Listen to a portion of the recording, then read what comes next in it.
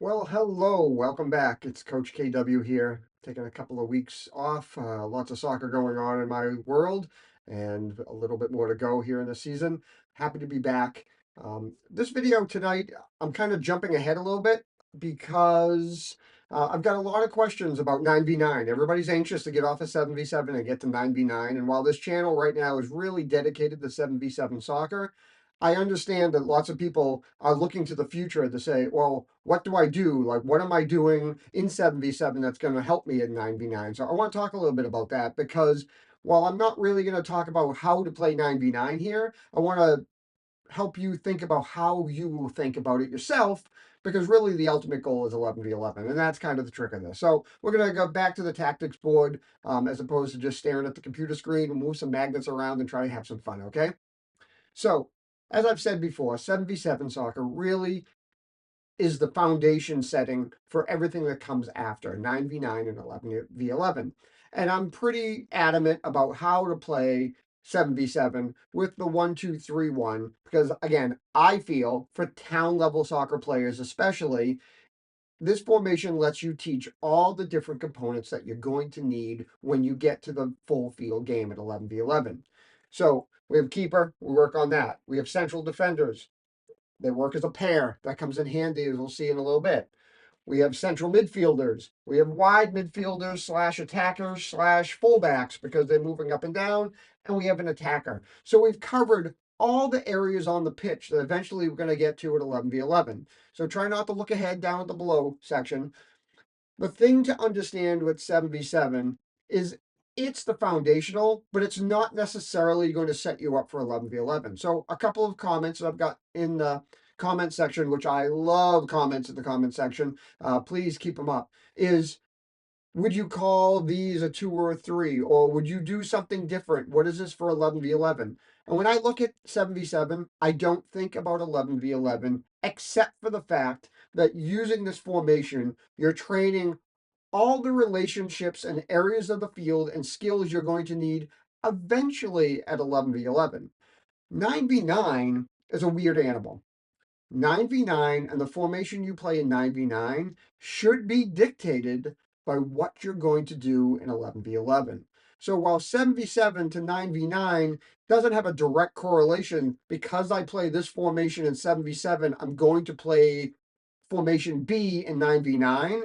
That's not the way to look at it. You look at it as when I get to 11v11, my town or my area or my preference for playing at 11v11 is going to be X.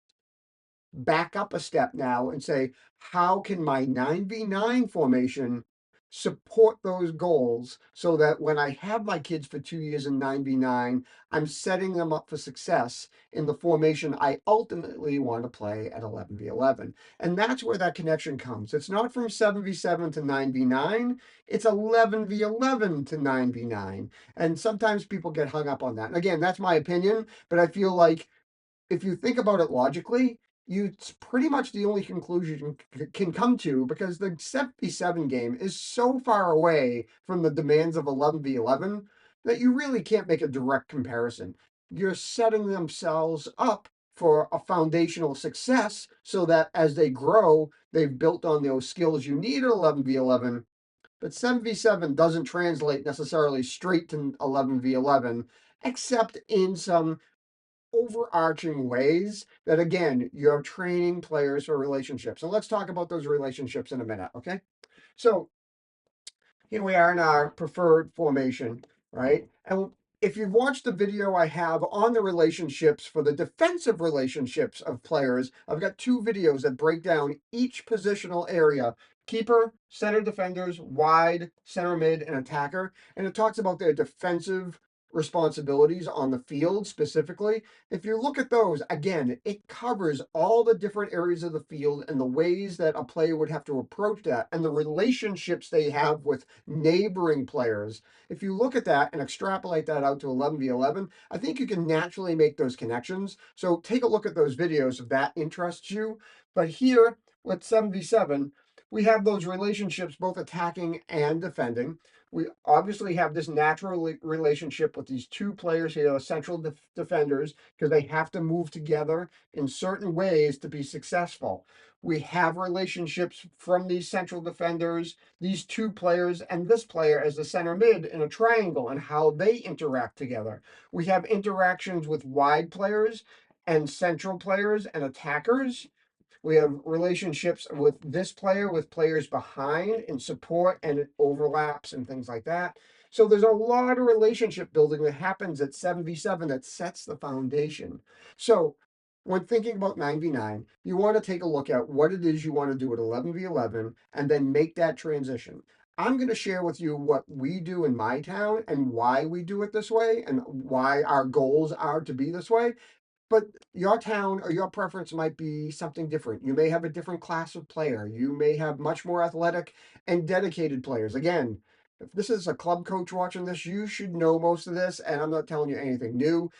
This is really, again, for town level players, kids who are going to be playing up to seventh or eighth grade and then heading off to high school. They're not the level of an MLS Next or an ECNL or NAL or whatever alphabet soup player that's playing at a higher level of club than what a high school team. There's some fantastic high school teams, don't get me wrong. I'm just saying they're not always the equal to that. This is for town level soccer. So for us in our town, what we've fallen into is a modified version of the 4-2-3-1. And I have it set up here on the bottom of the board to save some time. And what I say by a modified version of the 4-2-3-1, it's that we've taken some pieces of it that lots of other teams play. Again, in all these formations, there are lots of different ways and philosophies you can play it. We play it a certain way. And one of the ways and the reasons I'm going to show you in a minute we do it is we realize that our players, especially these wide players, they don't necessarily come with the stamina built in to run the full field in seventh and eighth grade. They just don't. So a lot of times, we have coaches that come in and like, oh, I want to play a 4-3-3 because you know what? They've seen Man City and Liverpool play it and other players, and they think, oh, I'm going to do that. But if you look at that game in the modern sense, these fullbacks are acting as wide wingers half the time, running up and down this pitch over and over again.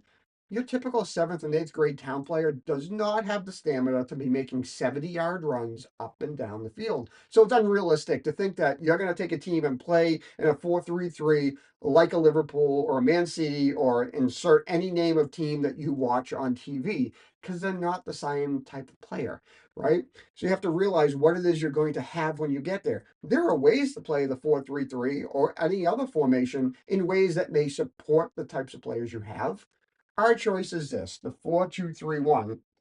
And the way that we do this is we utilize these two players as two sixes and a 10. So we have this triangle in the middle, but these two players, along with these two wide players, really form the backbone of this team in as much as the way we have defined playing this system is these two players are double pivot and they work on a seesaw. So when the ball is on this side of the field, we instruct these players to rotate like this. So now this player is supporting my center backs, and this wide player tucks in. So now this wide player pulled up in here, and now we're trying to surround that ball and have numerical superiority on that side of the field. In this type of formation for us, what this gives us is a strong rest defense. These 3+1 gives us a nice solid foundation. So if things go south here, we have a really solid foundation. Is there wide open space over here? There sure is. But again, at this level of town level soccer, 40 and 50-yard crossing balls from here to here with pressure on is very unlikely. And if it does happen in the air, it's plenty of time for these players to shuffle over to this side of the field. I do this with my teams when I coach the higher level teams, seventh grade teams in my town, is I'll have somebody knock a ball from here to here and have this backline shift. And that ball comes over, and by the time the ball bounces twice, these players are already over to this edge of the box or further. It really is that easy for them to do. So we do this, but the key point of this is when the ball slides over here, now my six drops. So these two have pivoted over. This guy comes up, these guys come over, and now this player drops in. So it allows this player to not have to bomb up and down the field, and only this player to now move forward along with this wide winger and the striker, et cetera, et cetera. So the idea is we're conserving energy by doing this tick-tock, if you will, these two players kind of sliding back and forth and the wide players sliding back and forth. What does that have to do with 9v9? Well, because we are playing this sort of formation in 11v11, if I reset these and pull this out of the way, if we were to look at this as 7v7, it'd be really easy. All I'd have to do is take these four players away, and what do we have? Back two, center mid, wide players, and this. We now have the mirror of that. So that's simple. So what do I do at 9v9? So for what I do at 9v9, and again, because it's supporting this sort of thing, now I want to reinforce this pair working together. And so all I do for 9v9 is I simply add two defenders. We'll just grab whatever color. I basically add two defenders behind these defenders. Now, what do I have here? I've got, if you look at it this way, it looks like the 7v7 with two defenders on it. If you look at it this way, it now starts to look like that 4-2-3-1 that we had going on over here. Because we're just missing these two lower wide players on the field. So now when I go to 9v9, I'll be adding these two players. These two players who usually were a pair as defenders, now we're going to be a pair of sixes. And now we're going to train them to do the sliding back and forth. 9v9, I don't necessarily need to have four defenders back there. So I can afford to keep these players high. When I slide over like this, I still have this rest defense of three players because it's 9v9. So there's a little less attacking force going on. There's two less players. So three players is a good option to have a nice rest defense in case another team is pushing three attackers up against us. At least it's 1v1. And most of the time in 9v9, you see a 3-3-2 or a 4-3-1. And so they're not pressing three players up. So you hope to have a numerical superiority there. But now we're working on the partnership of these two players seesawing back and forth as the ball moves from one side of the field to the other. You're working on these wide players where you can tell them at times you do need to come into the back line because now maybe they do have a little bit more stamina on a half-size field. 9v9, remember, is half of an 11v11 field. So you can work on that piece as well to say, hey, we want to be more defensive in the game.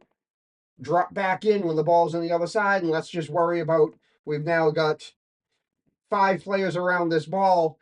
We should have numerical superiority if we need it. Ideally, we keep this player out wide because in the 9v9 game and in this version too, of the 11v11, really the idea is when you've overloaded one side of the field, you're looking to win the ball, get it through the 10 or the 9 out wide, and now break out this way. And that's the same concept we're going to have here in 9v9. But again, this 9v9 situation is directly influenced by this 11v11. And again, we can do lots of things. We can call this a 4-3-1. We could call this a 4-2-1-1. We could call this lots of different things. The way I like to think about 9v9 is it's really a 2-5-1 with a midfield triangle. That's kind of the conceptual way I want my players and coaches to think about this. Is we have a midfield triangle so we can work on rotations where the players can rotate around and they can invert the triangle depending on what's going on. Maybe with down a goal, we need to be more offensive. We just leave one player back and now we push it up. And that's the same concept that happens in this. Same concept that happens in a 4-3-3 if you're playing a diamond midfield. So it's a great way to train all those pieces. But again, this 9v9 was dictated really by this. And that's sort of what I want to leave you with, is as you think about how you're getting through to 7v7 and what you're going to do with that, as you get to 9v9, hopefully you're working on playing out of the back. Hopefully you're playing out of some possession here so the players get used to this. It gets really hard that second year 7v7 because the field that felt enormous when they were third graders now feels tiny. When the field size doubles but only two players go on, it's going to feel enormous again. And if your team can already possess the ball through the back passing, when you get to 9v9, you're really going to start to dominate games because you'll be able to move the ball effectively and efficiently while the other team is chasing a lot on the big field you'll wear them down, especially in that first year when everybody's a little smaller and younger. And then as you get up to the second year of it, it gets a little tighter again and it makes it a little bit harder, but at least you've worked those skills and you've developed them over time. They should get better and better at it. Also, remember there's no build out line in 99, so now they're going to be pressed right up against your box. So, developing these skills to be able to play out of the back on the smaller field is going to just pay all sorts of difference when you get to 9v9 and 11v11. So, I hope this is helpful of thinking about the future of 9v9 and hope answers a lot of those questions that you send me that I'd love to answer in the comments about 9v9 is really a reflection of 11v11. Work backwards, don't try to work forward from 7v7. Remember to like, subscribe, share with your fellow coaches if you think this has been useful for you, because again, we're trying to make sure that we can get our kids the most progressive and informed coaching from you to help them be better players, to be better supported when they make it maybe to the high school level or they decide to go to club level or beyond. So until next time, thank you very much. Have a great day. Bye.